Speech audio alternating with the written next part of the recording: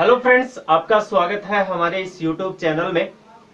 आज हम नगरीय और ग्रामीण अधिवासियों की श्रृंखला में पढ़ने जा रहे हैं एशिया की सबसे गंदी बस्ती,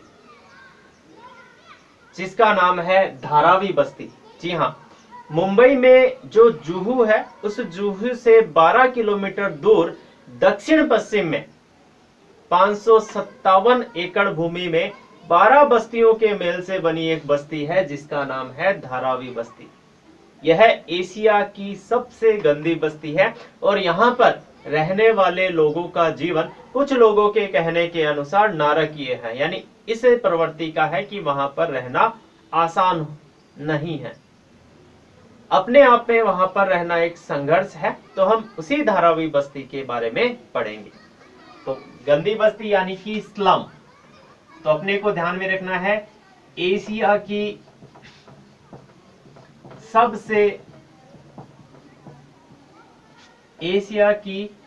सबसे बड़ी गंदी बस्ती।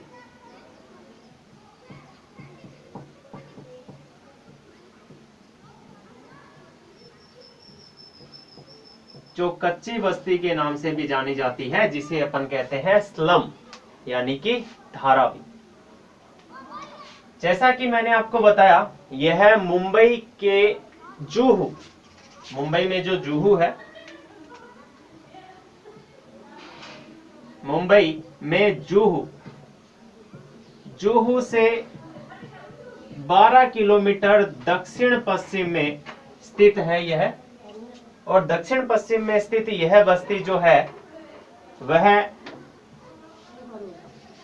एशिया की सबसे गंदी बस्ती है, जो लगभग 557 एकड़ भूमि पर फैली हुई है। और यहाँ पर लगभग 12 बस्तियां हैं, यानी 12 बस्तियों को मिलाकर इस बस्ती का निर्माण है वो किया गया है, जिसे धारावी बस्ती के नाम से जाना जाता है।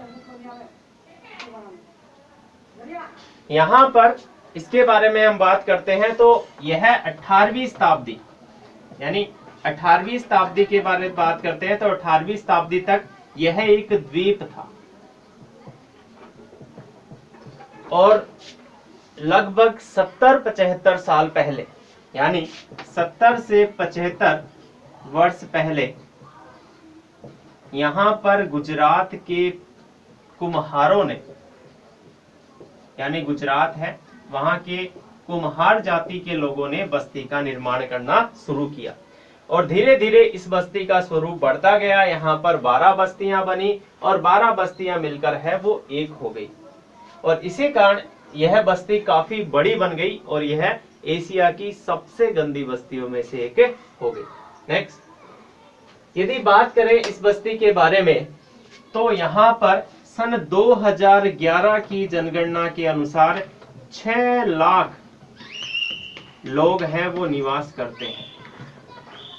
6 लाख लोग निवास करते हैं, जो कि करीब 1 लाख घरों में रहते हैं,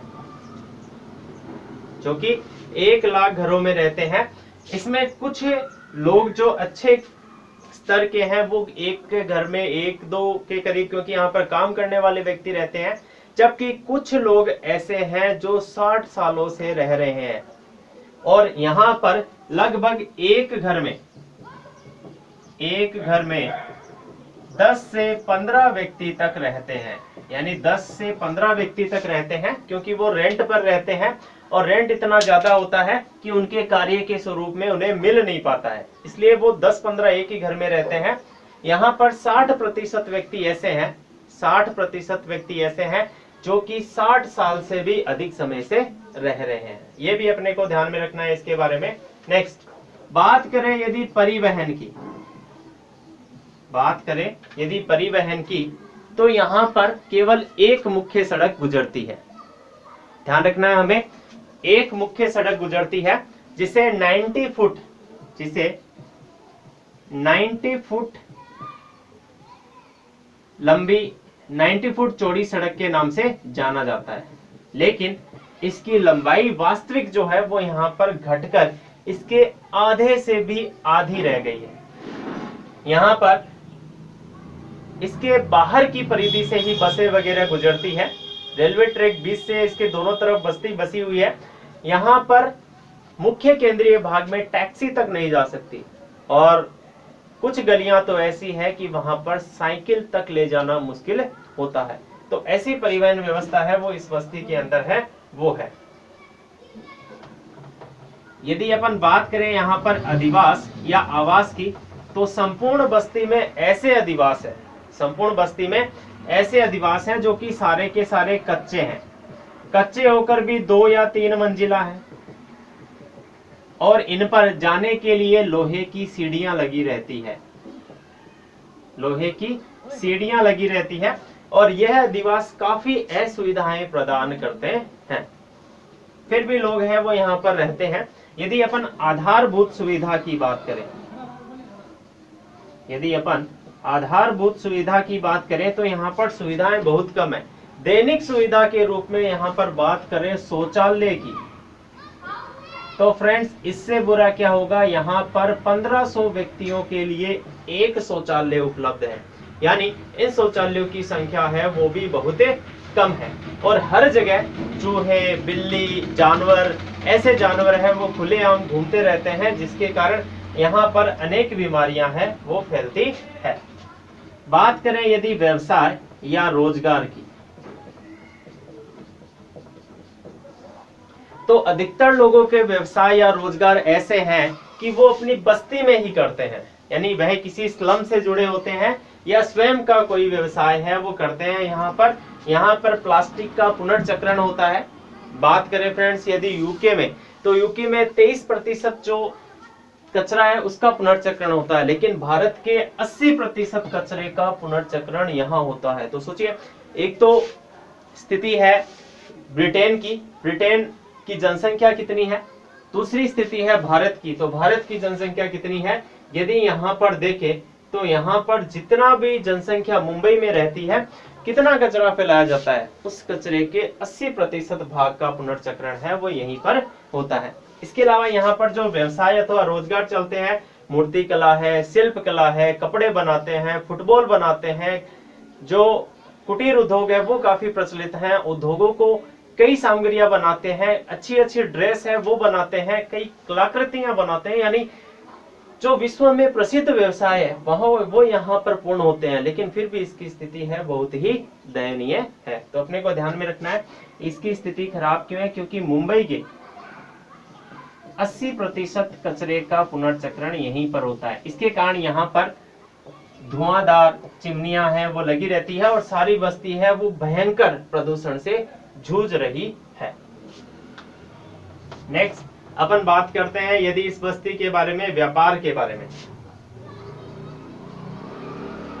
तो महाराष्ट्र के होने वाले अधिकतर व्यापार, जैसे संयुक्त राज्य अमेरिका है, यूरोपीय देशों से जो व्यापार होते हैं, वहां की व्यापारिक सामग्री का अधिकतर निर्माण है वो इसी बस्ती के अंदर होता है। जैसे यूएसए है, इसके अलावा यूरोपियन देश है, इन देशों की सामग्री जो बनती है वहां अधिकतर सामग्री का निर्माण है वो इसी जगह पर होता है। जबकि बात करें यहाँ पर जनजीवन की, तो फ्रेंड्स आप सोच ही सकते हैं कि इस प्रकार की बस्ती है तो जनजीवन कैसा होगा। तो यहाँ पर जो जनजीवन है उसकी ये स्थिति है कि जो बच्चे हैं छोटे, नाम याद रखना, डिप्थीरिया और टाइफाइड,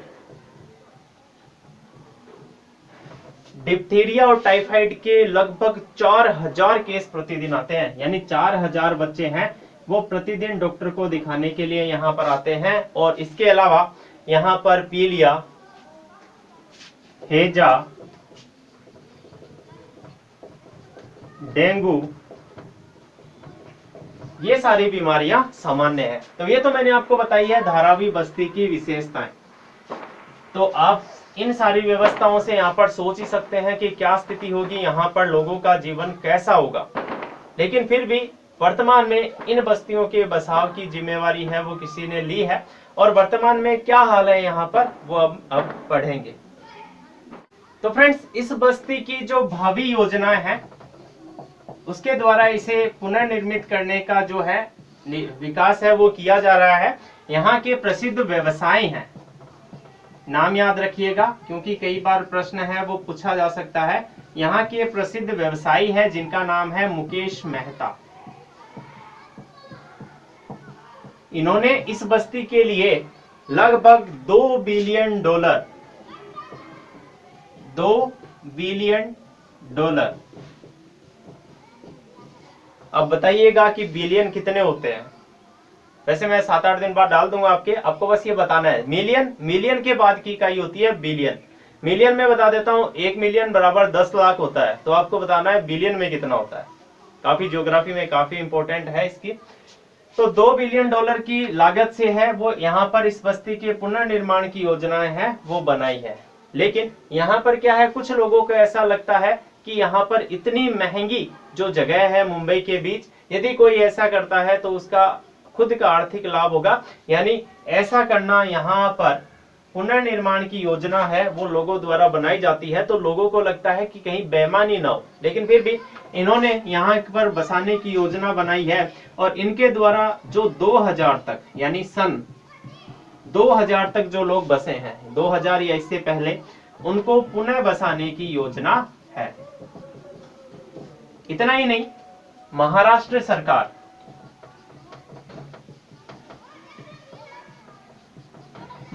सरकार ने भी इसकी सुध ली है। यहाँ पर भूखमरी है उसका निराकरण, पेयजल की व्यवस्था, जो लोग बेरोजगार है उसका निराकरण करने के लिए, जो रोशनी है, यानी वहां पर लोगों को दिखाई नहीं देता, दिन में भी रात जैसी अवस्था रहती है क्योंकि छतें आपस में मिली हुई है। तो वहां पर जो बेरोजगारी है, प्रकाश की व्यवस्था है, वहां पर आने जाने की व्यवस्था है, परिवहन की सुविधा है, बीमारियों से इलाज की सुविधा है, आदि सारी करने की योजना है वो महाराष्ट्र सरकार ने भी बनाई है, ताकि ये जो बस्ती है वो उसे जो मिला हुआ है खिताब, यानी एशिया की सबसे गंदी बस्ती होने का, उससे उसका निराकरण है वो किया जाए। और इसके साथ ही इसको पुनर्स्थापित करने की योजना है वो बन रही है और साथ में ही कुछ हद तक उस योजना की शुरुआत है वो भी हो चुकी है। तो फ्रेंड्स, ये थी एशिया की सबसे गंदी बस्ती जिसका नाम था धारावी और यह मुंबई में स्थित है।